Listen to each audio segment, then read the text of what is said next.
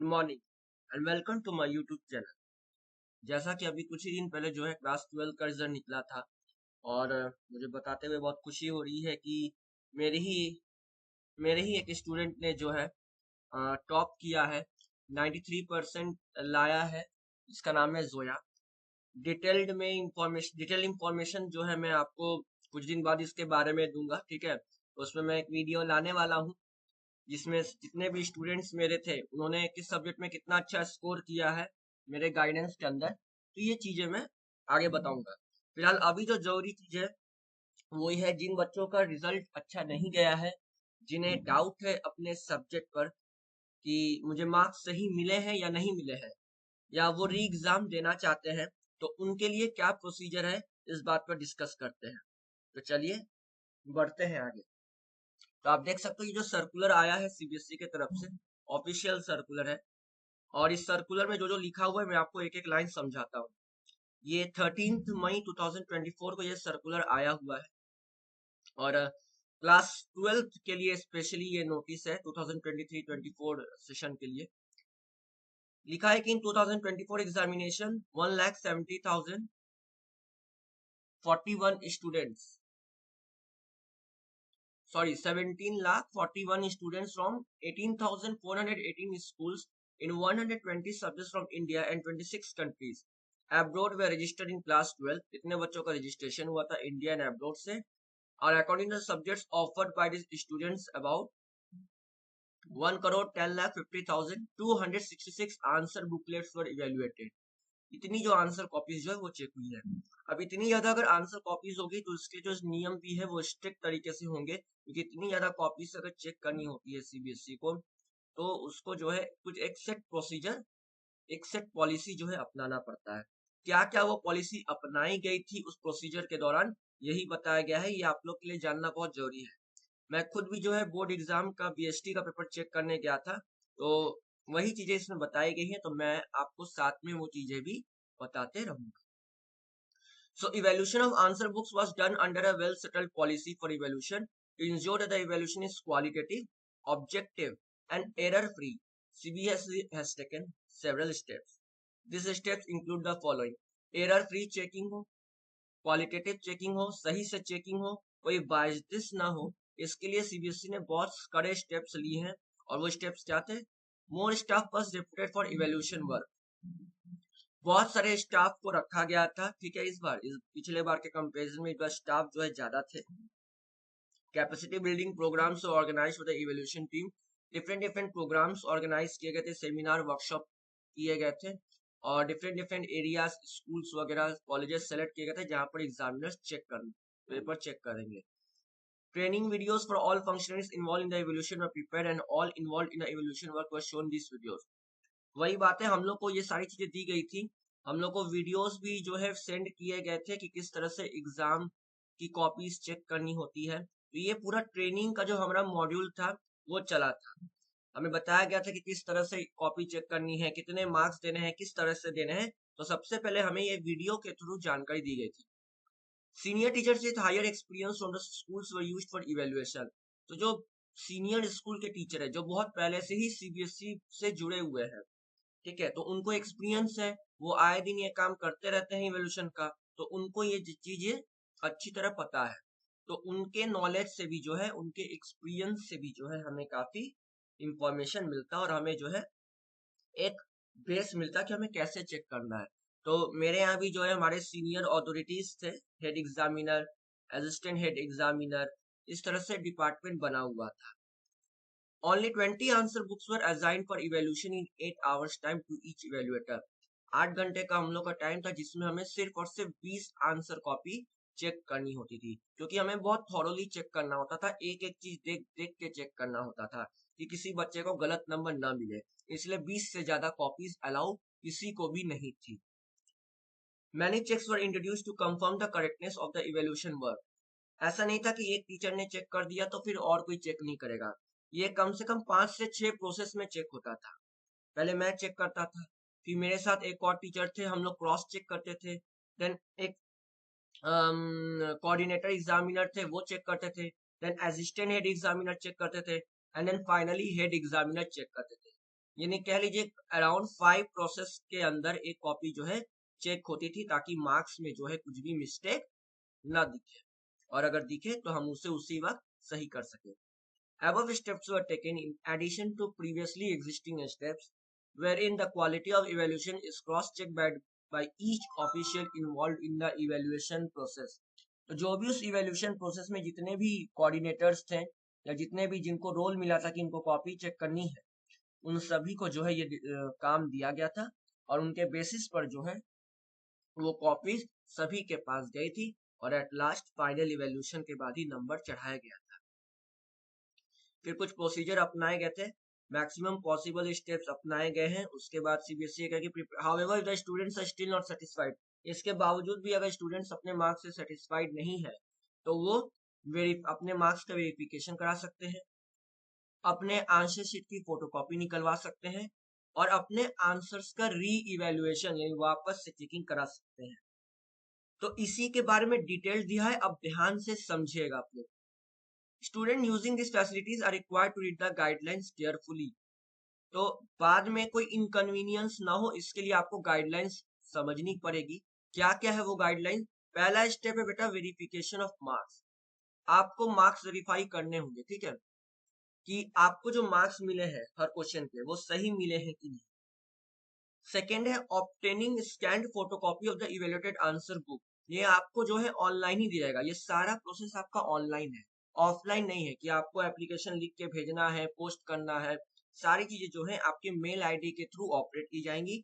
जो भी आपका आंसर कॉपी इवेल्यूशन का प्रोसेस होगा वो आपके मेल आईडी में आती रहेगी, ठीक है। तो मेल आईडी जो है अगर आपने अभी तक संभाल के नहीं रखा है उसको संभाल के रखिए, उसकी यूजर आईडी और पासवर्ड जो है खोज के लॉगिन करके पहले से रखिए। और लास्ट में है री इवेल्यूशन ऑफ आंसर्स। अगर आप सेटिस्फाई नहीं है अपने आंसर से तो आप री इवेल्युएट करा सकते हैं। डिटेल में अब मैं बताना शुरू करता हूं, तब ध्यान से सुनिए।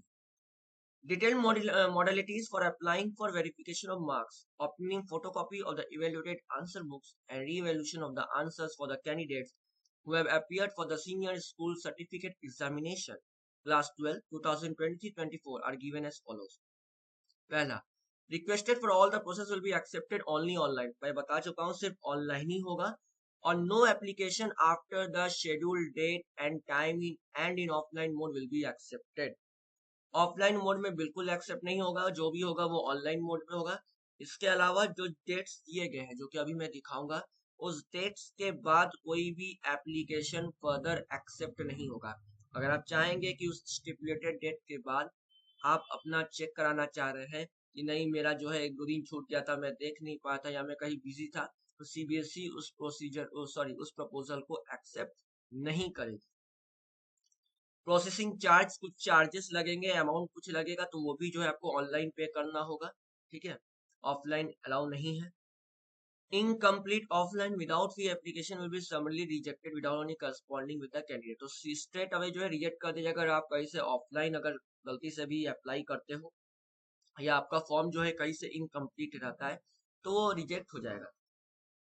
Only a single application for each step per candidate will be accepted in the online process. एक कैंडिडेट द्वारा एक ही स्टेप में सारा काम आपको करना है, और वही एक स्टेप जो है ऑनलाइन प्रोसेस में एक्सेप्टेड होगा। जैसे मान लीजिए अगर आपको 5 क्वेश्चंस के इवेल्यूशन कराना है, तो अभी मैं बताऊंगा हर क्वेश्चन के लिए 100 रुपए लग रहे हैं, ठीक है। अब मान लीजिए आपके बुक्स में, आपके क्वेश्चन पेपर में 34 क्वेश्चंस थे, 34 क्वेश्चंस में 20 तो ऑब्जेक्टिव, तो मेन आपको 14 क्वेश्चन में ही डाउट होगा, क्योंकि ऑब्जेक्टिव में तो मतलब अगर सही होगा तो सही दिया होगा इवेल्यूएटेड नंबर, अगर गलत होगा तो गलत दिया होगा। बाकी 14 क्वेश्चन में अगर आप हर क्वेश्चन में करने जाएंगे तो आपको 1400 रुपए लग जाएंगे। तो यही कह रहा है कि अगर आपको डाउट है तो एक ही बार में जो है उसको नोट करके लिखिए। ऐसा नहीं है कि पहले आपने 5 क्वेश्चंस दिए, फिर आपको लगा नहीं मुझे 5 क्वेश्चंस और मुझे डाउट है, तो दोबारा ये नहीं होगा। जो भी होगा सिंगल प्रोसेस में होगा, एक ही बार में आपको करना है। इसीलिए कहा है once applied no second opportunity will be required. Next, board will not responsible for any consequences due to revision of marks or delay in the process for reasons beyond control. Board जो इस चीज के responsible नहीं है, marks के revision में जो भी मार्क्स आते हैं या अगर इस प्रोसेस में कोई डिले होता है, क्योंकि वो सीबीएसई के कंट्रोल में नहीं है। सबसे इंपॉर्टेंट पॉइंट देखिए, decrease even bye 1 mark shawl B affected. लेकिन यहाँ लिख दिया है कि घट भी सकते हैं मार्क्स। अगर इवेल्युएशन कराने पर अगर ये पता चलता है कि आपके मार्क्स घट रहे हैं तो समस्या आएगी, मतलब मार्क्स घट भी सकते हैं आपके। तो ऑब्वियस सी बात है, आप तो पहले ही कॉपी निकलवाओगे, फोटोकॉपी निकलवाओगे। अगर आपको लगता है कि नहीं मेरे मार्क्स घट रहे हैं तो आप क्यों फर्दर इवेल्यूशन करवाओगे। ठीक है, पहला प्रोसेस आप क्या करोगे, पहला प्रोसेस तो आप यही करोगे, आप जो है सबसे पहले अपनी कॉपी निकलवाओगे। ठीक है, फिर दूसरा वेरिफिकेशन करवाओगे और तीसरा रीवैल्यूएशन करवाओगे। हो सकता है जैसे वेरिफिकेशन और मार्क्स में देखिए, अच्छा देखिए ये वाला जो था पॉइंट, इन केस वजह से change in marks both increase और डिक्रीज, बढ़ भी सकता है घट भी सकता है, दोनों केसेस है। ये दोनों पॉइंट आपके लिए बहुत ज्यादा इंपॉर्टेंट बन रहे हैं। Such candidate shall have to surrender the marksheet cum certificate which is in their position. तो आपको अभी जो मार्कशीट मिली हुई है, ठीक है, हो सकता है अभी आपने स्कूल से मार्कशीट न दी हो, तो वो मार्कशीट आपको सरेंडर करनी होगी सीबीएसई को, और सीबीएसई जो है फिर से एक रिवाइज सर्टिफिकेट देगी। अब उसमें मान लीजिए अगर आपके 56 मार्क्स आए हैं किसी सब्जेक्ट में अकाउंटेंसी में, और अगर पता चला कि 54 मार्क्स आ रहे हैं, तो 56 मार्क्स वाला सर्टिफिकेट हटके 54 मार्क्स वाला आपको दे दिया जाएगा। बहुत सोच समझ के प्रोसीजर अप्लाई कीजिएगा। Processing charges are non refundable, charges एक बार लेने के बाद वो रिफंडेबल बिल्कुल नहीं होगा, वो आपको लौटाया नहीं जाएगा। वेरिफिकेशन ऑफ मार्क्स, वेरिफिकेशन के लिए जो है 500 पर सब्जेक्ट, एक सब्जेक्ट का अगर वेरिफिकेशन कराना है तो 500 पर सब्जेक्ट आपको लगेगा। आपको लॉगिन अकाउंट, जो आपको क्या करना पड़ेगा, कैंडिडेट को जो है लॉगिन करना पड़ेगा, जहां से आप वेरिफिकेशन प्रोसेस स्टार्ट कर सकते हो। The outcome of the verification marks will be uploaded to the login account of the candidate. जो आपका कैंडिडेट लॉगिन आईडी होगा सीबीएसई के वेबसाइट पर, वहां वो चीज अपलोड कर दिया जाएगा। No individual communication will be send in this regard. आप अलग से किसी पर्टिकुलर अथॉरिटी से बात नहीं कर सकते इस बारे में कि क्यों हुआ क्या हुआ। जो भी वहां से काट कूट के दिया जाएगा या बढ़ा के दिया जाएगा वही मार्क्स फाइनल होगा।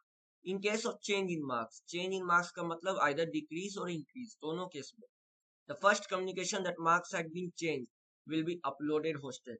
बड़ा होगा या घटा होगा, जो भी हुआ होगा वो आपको अपलोड कर दिया जाएगा। वंस द रिजल्ट इज रिकैलकुलेटेड, एक बार रिजल्ट रिकैलकुलेट होने पर एक्चुअल इंक्रीज और actual decrease of marks will also be uploaded. Actually कितना नंबर बढ़ा है, 3 नंबर बढ़ा है कि 2 नंबर घटा है कि 1 नंबर बढ़ा है कि आधा नंबर घटा है, जो भी होगा वो अपलोड कर दिया जाएगा। The applications are advised to visit CBSE website for the status of the verification request। तो वेरिफिकेशन रिक्वेस्ट के लिए जो है आपको सीबीएसई के वेबसाइट पर जाना है और वहां से अप्लाई करना है। Only those candidates who have applied for verification online will be eligible। जो भी वही बात कह रहा है कि जो भी ऑनलाइन वेरिफिकेशन अप्लाई करेगा उसी को जो है आंसर बुक की फोटोकॉपी हर सब्जेक्ट के हिसाब से दी जाएगी।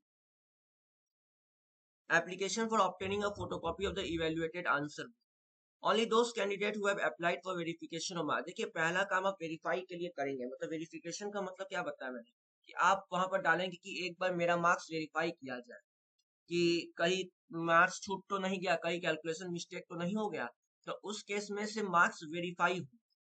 ठीक है, मतलब चेक किया जाएगा, हाँ ठीक है कि नंबर जो है सही सही दिया गया है कि नहीं।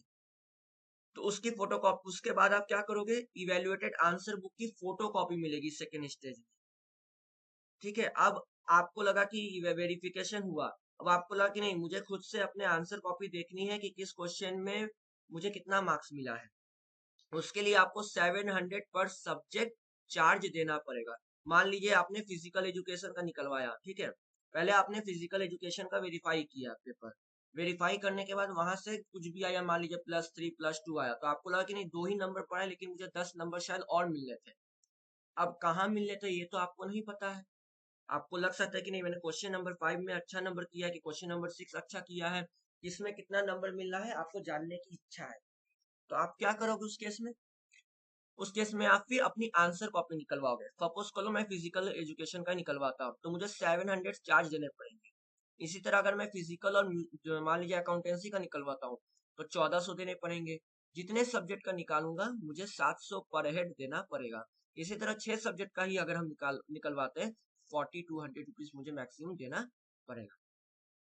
Application submitted on behalf of the candidate and also the incomplete application, वही कह रहा है कि अगर एप्लीकेशन जो है फॉर्म इनकम्प्लीट है तो वो बिल्कुल भी जो है एक्सेप्ट नहीं किया जाएगा। और fees deposited shall be forfeited without any further reference. और फीस जो है आपको तुरंत जो मतलब जब भी होगा आपको रिफंड कर दिया जाएगा, क्योंकि आपका रिवॉल्यूशन हुआ ही नहीं है। Application will be provided a scanned copy of the answer book in the login account. उनके लॉगिन अकाउंट में उनके आंसर कॉपी की फोटो कॉपी प्रोवाइड कर दी जाएगी। After blocking all information related to the identity of the examiner other official associated with the examination process. ये आपको नहीं बताया जाएगा कि एग्जामिनेशन प्रोसेस में किस टीचर या सर ने इवेल्युएट वहां पर किया है, वो ब्लॉक किया जाएगा, उससे आप बात नहीं कर सकते। आप बस ये देखोगे कि आपके किस क्वेश्चन में कितने आंसर दिए गए हैं। If the candidate desires to challenge the marks awarded to any answer, then he she will have to apply online as per the schedule for evaluation answers। अब मुझे मान लीजिए फिजिकल की कॉपी मिल गई। अब मुझे ये दिख रहा है कि क्वेश्चन नंबर 34 में जो कि 6 नंबर का था, उसमें मुझे जो है सिर्फ एक ही नंबर मिला है, लेकिन मेरे आंसर सही थे। मुझे कम से कम 5 नंबर मिलने चाहिए थे, 4 नंबर एग्जामिनर ने कम दिए हैं। तो अगर आप सेटिस्फाई नहीं है तो आप चैलेंज कर सकते हो थर्ड एंड आखिरी स्टेप में।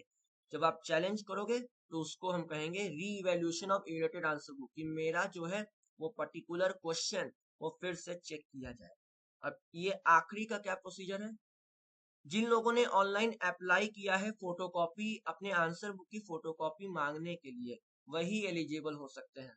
Only they are eligible to apply for revolution और challenge the marks, and for that challenge they have to pay the fees of 100 rupees per question. Theory portion at the rate 100 rupees per question. अब ऐसा तो नहीं है कि आप 10-12 question जो है, जैसे 14 क्वेश्चन आपके एमसीक्यूज, सॉरी 20 क्वेश्चन एमसीक्यूज आते हैं, 14 क्वेश्चन थ्योरेटिकल आते हैं। अब 14 में 14 तो डाउट नहीं होंगे। अगर 14 में 14 डाउट है तो 1400 रुपये आपको लगेंगे। अगर आपको 2 क्वेश्चन है तो 200 लगेंगे, 5 है तो 500 लगेंगे। तो 100 पर क्वेश्चन। एक आध दो क्वेश्चन में डाउट होगा आपको तो 100-200 रुपए जो भी आपका जैसा डाउट होगा पर क्वेश्चन आपको लगेगा। तो वो क्वेश्चन आपको जब आप फॉर्म खोलोगे तो उसमें क्वेश्चन नंबर और उसमें चैलेंज आप लिख सकते हो। The applicant will have to refer to the marking scheme in the subject concern which will be available on the website along with the question paper। तो क्वेश्चन पेपर के साथ evaluation कितने में किसमें कितना मार्क्स दिया गया है, यानी क्वेश्चन कैसा है और उसका आंसर क्या लिखने पे कितना दिया जाएगा, ये चीज जो है पब्लिश किया जाएगा। बीएसटी का मैंने आंसर की जो है जो ऑफिशियल है वो मैंने ऑलरेडी अपने चैनल पे अपलोड किया है।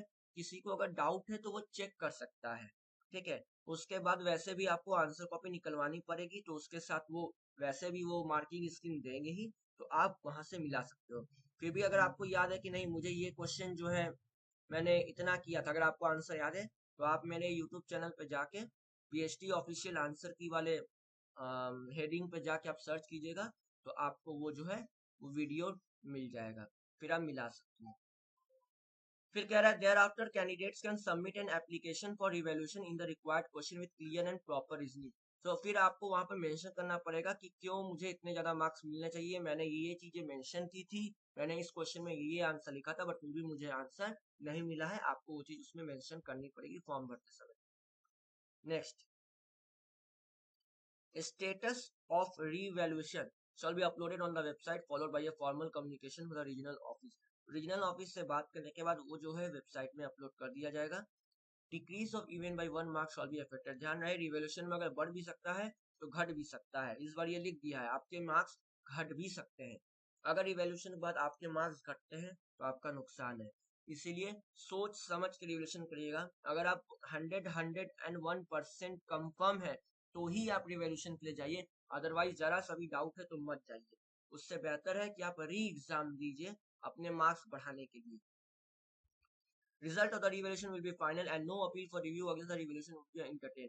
एक बार रिवॉल्यूशन होने के बाद आप वापस उसको चैलेंज नहीं कर सकते, वही फुल एंड फाइनल डिसीजन होगा। आप कोई अपील नहीं कर सकते, आप कोई रिव्यू नहीं कर सकते। In the case all the above 3 activities, जो तीनों एक्टिविटीज हैं वो जब हो जाती हैं तो डिसीजन जो है the decision of the board on the marks awarded shall be final and binding on the candidate। So यहाँ पर साफ साफ लिखा हुआ है decision of the board on the marks awarded shall be final and binding on the candidate। मान्य होगा, final होगा और वो कैंडिडेट्स को बाइंडिंग मतलब मान्य होगा, उसको मानना पड़ेगा। Photocopy of the answer books under RTI act, RTI मतलब राइट टू इंफॉर्मेशन एक्ट 2005 के अनुसार जो है ये रिक्वेस्ट सेंड किया जाएगा और वो इंफॉर्मेशन आपको प्रोवाइड किया जाएगा। However, request for verification or revolution cannot be made under RTI Act and shall not be entertained. जो भी रिक्वेस्ट और वेरिफिकेशन रिवोल्यूशन होगा वो आरटीआई एक्ट के अंदर नहीं आएगा और ना ही इंटरटेन बाद में किया जाएगा। आप कुछ महत्वपूर्ण डेट्स है ये देख लीजिए। सबसे पहले हमने बात की थी अप्लाइंग ऑनलाइन। तो सबसे पहले जो है आप क्या करोगे, ऑनलाइन अप्लाई करोगे जिसकी डेट 17 से 21 तक है, जो कि आज लास्ट डेट है। ठीक है, आज आप अगर चाहे तो ऑनलाइन अप्लाई कर सकते हो आज रात 12 बजे से पहले। 500 पर सब्जेक्ट। यहाँ पर क्या होगा, इस फिर से मैं बता देता हूँ, वेरिफिकेशन मार्क्स में आप वेरीफाई नहीं करोगे, बोर्ड एग्जामिनर जो रहेगा, मेन एग्जामिनर, सीबीएसई का ऑफिशियल एग्जामिनर, वो चेक करेगा और फिर वो बताएगा कि हाँ +5 -5 या +1 -1 जो भी हुआ है या चेंज नहीं हुआ है वो चेक करेगा। उसके बाद अगर आपको लगता है कि नहीं वेरिफिकेशन सही से नहीं हुआ है तो आप सेकेंड स्टेप के लिए देन अगेन अप्लाई करोगे फोटोकॉपी के लिए कि अब मुझे अपनी आंसर कॉपी की फोटोकॉपी चाहिए। वो आप कब अप्लाई करोगे, 1 जून को वो पोर्टल खुलेगा और वो 2 जून तक रहेगा, सिर्फ एक दिन के लिए। सैटरडे को खुलेगा और संडे को वो रात 12 बजे बंद हो जाएगा। 700 पर बुक है आंसर बुक, यानी अगर आपको हर सब्जेक्ट चेक कराना है तो 700 रुपए पर सब्जेक्ट आपको देना पड़ेगा। और आखिरी है, फिर भी आप फोटोकॉपी में अगर आपको दिखा कि नहीं क्वेश्चन नंबर 34 में 6 की जगह मुझे 2 ही नंबर मिला है, मुझे 6 नंबर मिलने चाहिए थे, देन आप लास्ट में करोगे रिवैल्यूएशन, जिसमें आप सारी कंडीशंस बताओगे और रिवैल्यूएशन करने के बाद वापस से फिर चेक होगा, एग्जामिनर देखेगा कि नहीं इस बच्चे ने अगर आंसर सही लिखा है तो उसको चेक कराना पड़ेगा, उसको नंबर मिलेगा। 6 जून को ये स्टार्ट होगा और एक दिन के लिए पोर्टल खुला रहेगा।